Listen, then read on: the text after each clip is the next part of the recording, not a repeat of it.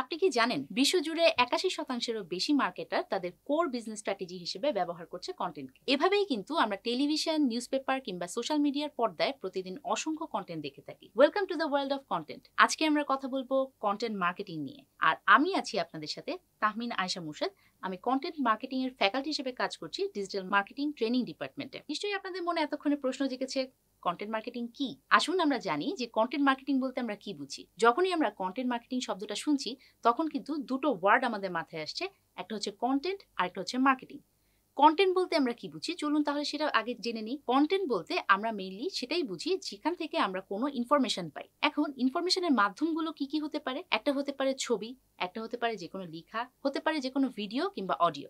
এই সব কিছুই কিন্তু কন্টেন্ট। যেখান থেকে আমরা ইনফরমেশন পাচ্ছি সেই সব কিছুই কন্টেন্ট। তাহলে এই কন্টেন্টগুলোকে যদি আপনি মার্কেটিং করেন তাহলে কিন্তু এটাই হচ্ছে কন্টেন্ট মার্কেটিং। কন্টেন্ট মার্কেটিং কেন আমরা করে থাকি বলুন দেখি? কারণ আমরা কিন্তু এই যে কন্টেন্টগুলো তৈরি করি প্রতিদিন, সেগুলো আমাদের অডিয়েন্স কিংবা ক্লায়েন্টের কাছে পৌঁছাতে চাই, তাই না?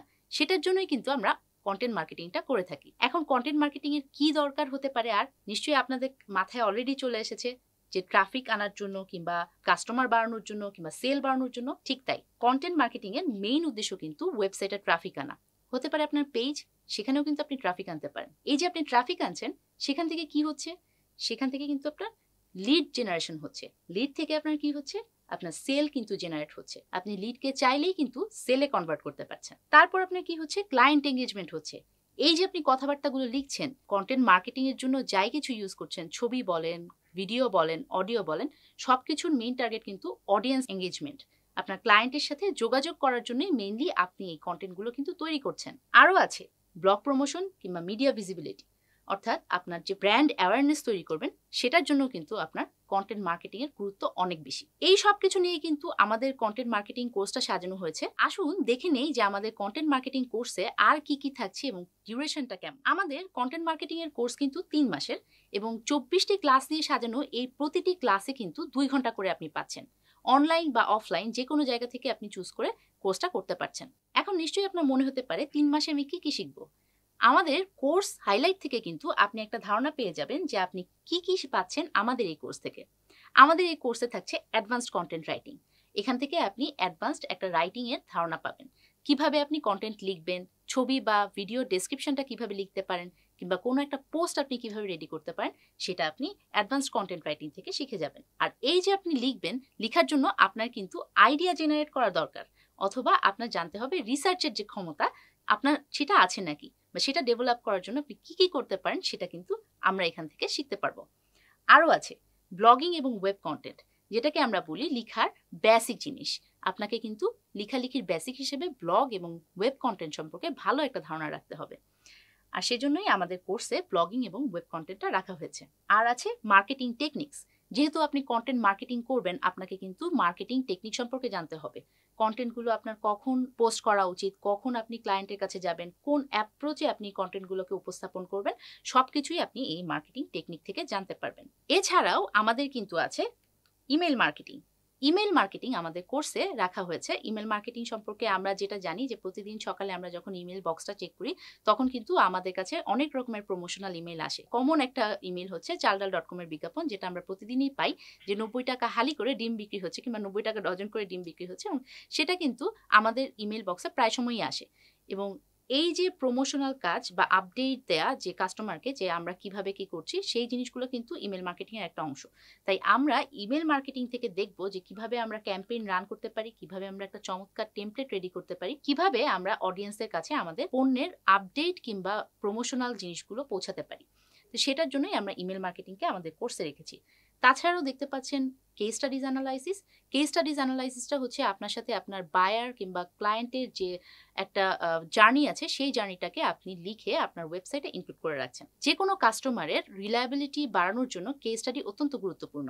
তাই আমরা আমাদের কোর্সে কেস স্টাডি অ্যানালাইসিসটা রেখেছি। তারপর দেখতে পাচ্ছেন কন্টেন্ট মার্কেটিং স্ট্র্যাটেজিস।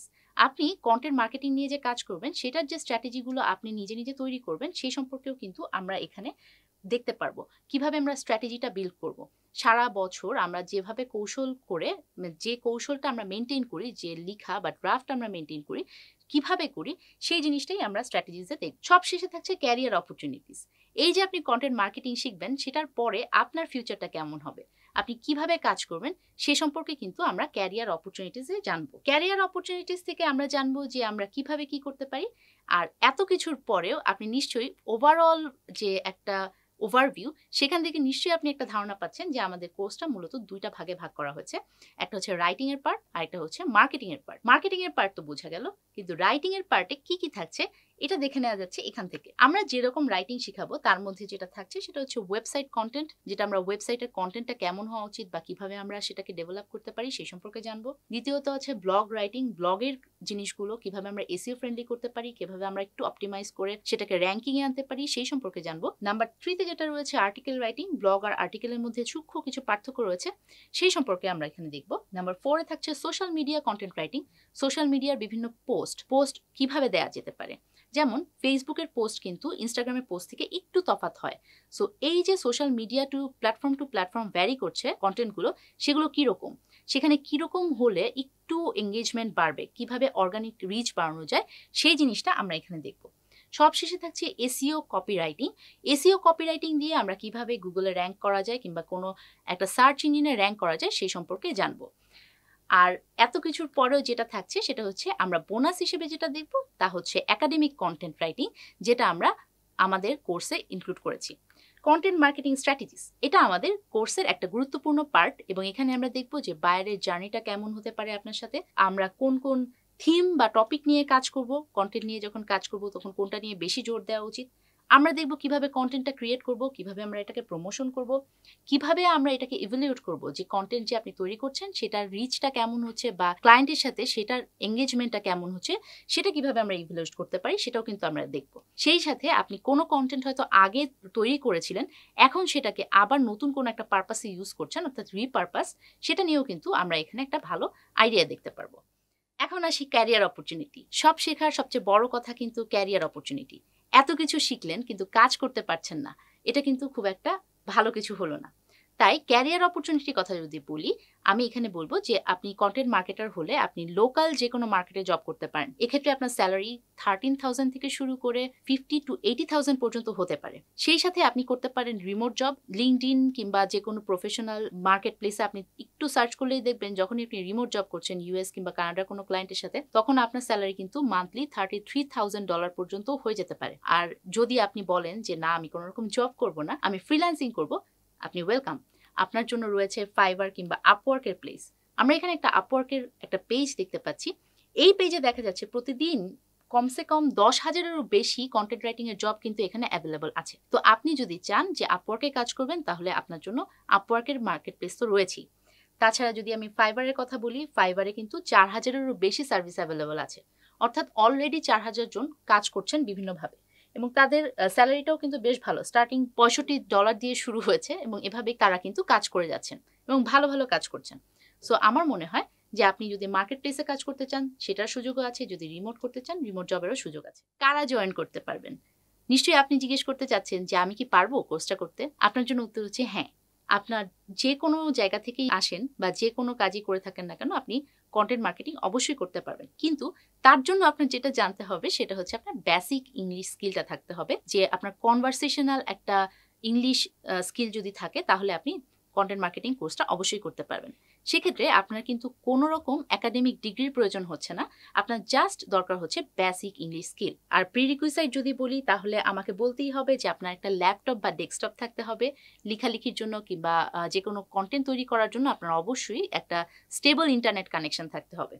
তারপর আপনার যেটা লাগবে সেটা হচ্ছে গ্রামার বা পাংচুয়েশন। আমি আশা করছি যেহেতু আপনি বেসিক ইংলিশ নলেজ আপনার আছে, সেক্ষেত্রে আপনার কিন্তু পাংচুয়েশন বা গ্রামারের নলেজটাও আছে বলে আমি ধরে নিচ্ছি। এখন নিশ্চয়ই আপনাদের মনে প্রশ্ন জেগেছে, কেন কন্টেন্ট মার্কেটিং এর জন্য ক্রিয়েটিভিটি ইনস্টিটিউটকে বেছে নেবেন? প্রশ্নটা মাথায় এসেছে, তাই না? আসুন আমি উত্তরটা দিয়ে দিচ্ছি। ক্রিয়েটিভিটি ইনস্টিটিউট কিন্তু এস্টাবলিশ হয়েছিল 2008 সালে। এখানে 30টিরও বেশি কোর্স কিন্তু রয়েছে। কেবল কন্টেন্ট মার্কেটিং না, আপনি কিন্তু কন্টেন্ট মার্কেটিং কোর্সটা করে অন্যান্য যে কোনো ইন্টারেস্টেড বিষয়ে কিন্তু কোর্স করতে পারেন। এরকম কোর্স করে কিন্তু 42,000-এরও বেশি স্টুডেন্ট অলমোস্ট এখন কিন্তু বিভিন্ন জায়গায় কাজ করছে। এবং এই যে কাজ করছে, জব দেয়া থেকে শুরু করে তাদেরকে গ্রুমিং করা পর্যন্ত সব ধরনের সাপোর্ট দিয়েছে আমাদের জব প্লেসমেন্ট ডিপার্টমেন্ট। এবং জব প্লেসমেন্ট ডিপার্টমেন্ট সাফল্যের সাথে 15,000-এরও বেশি কিন্তু স্টুডেন্টদেরকে এখন পর্যন্ত বিভিন্ন কাজে এঙ্গেজ করতে পেরেছে। তাই এত কিছু নিয়ে, এত সুযোগ সুবিধা নিয়ে আমরা কিন্তু প্রস্তুত আপনার জন্য। আপনি রেডি তো?